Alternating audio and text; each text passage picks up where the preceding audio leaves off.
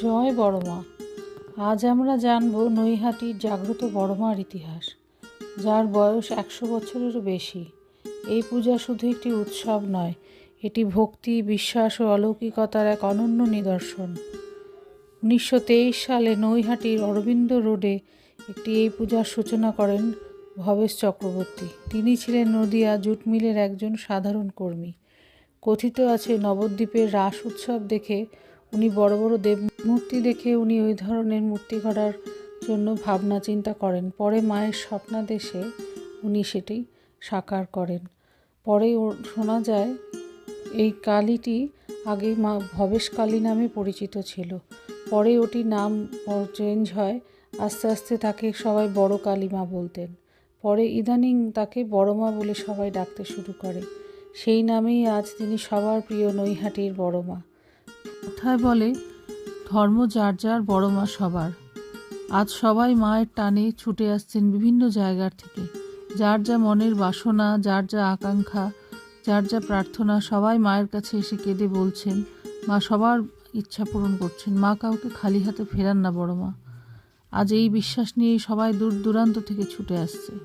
আজ বড়মার কিছু অলৌকিক ঘটনা আমরা তার বাড়ির ছোট বউ, ভবেশ চক্রবর্তীর ছোট বউ এবং মন্দির কমিটির সেক্রেটারির মুখ থেকে কিছু খুব সামান্য কথা আমরা একটু জেনে নেব। চলুন, যেন সবার মুখের পানে চেয়ে রয়েছে। সবার কথা উনি মন দিয়ে শোনেন, সবার ইচ্ছা পূরণ করেন বড়মা। তাই আজ দূর দূরান্ত থেকে ভক্তরা সব তার মনের বাসনা উজাড় করে মাকে বলছে। আসুন।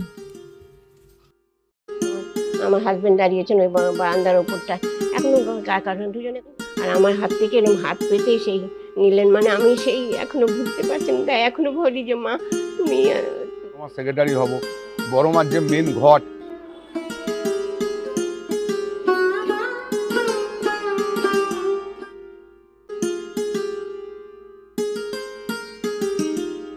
এইরকম ধরনের মানে এসে বাবা পেছনে পেছনে আসছেন, বলে দেখি কি কোথায় যাও তুমি। বাবা বুঝতে পেরেছেন বড়মার ওখানে মানে সিন্নি দেওয়া হয়।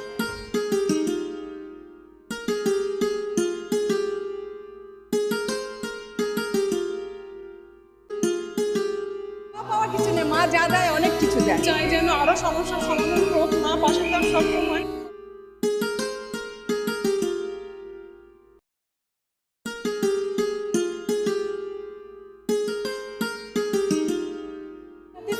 আর্থিক সংকটটা অনেকটা কেটে গেছে মার আশীর্বাদে।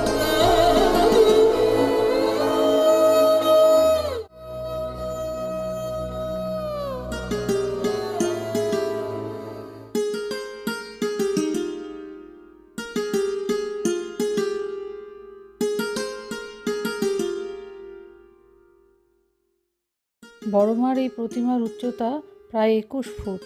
এই বিশাল প্রতিমার শক্তি চোখে পড়ার মতন। এখানে মা রক্ষাকালী রূপে পূজিতা হন।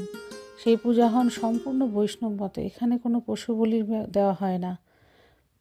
সবচেয়ে আশ্চর্যের বিষয়, এত বড় পূজার আয়োজন হয় কিন্তু কোনো চাঁদা তোলা হয় না। ভক্তরা নিজের ইচ্ছায় যা দান করেন সেই দান দিয়ে এই পূজার আয়োজন হয়।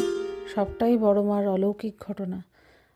মায়ের সারা শরীরে ভক্তদের দেওয়া নানান সোনা ও রূপোর গয়নায় সজ্জিত থাকে। শোনা যায় বর্তমানে প্রায় 100 ভরিরও বেশি সোনা রয়েছে মায়ের অঙ্গে।